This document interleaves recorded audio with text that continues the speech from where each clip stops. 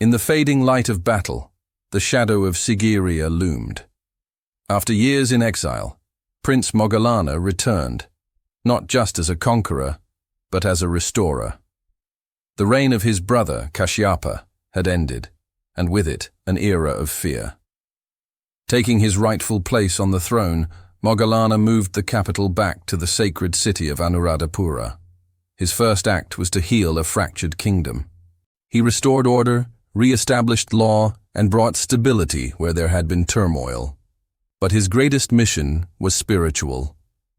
A devout follower of the Dharma, Moggallana rebuilt the temples that had fallen into neglect and protected the Sangha with unwavering devotion.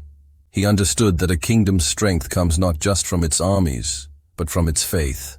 He strengthened the economy by repairing irrigation systems, ensuring his people thrived. King Moggallana's legacy isn't one of conquest, but of restoration. He healed a nation, revived its spirit, and reminded his people what it meant to live in peace and righteousness. Thank you for watching. If you like this video, please like and subscribe for more.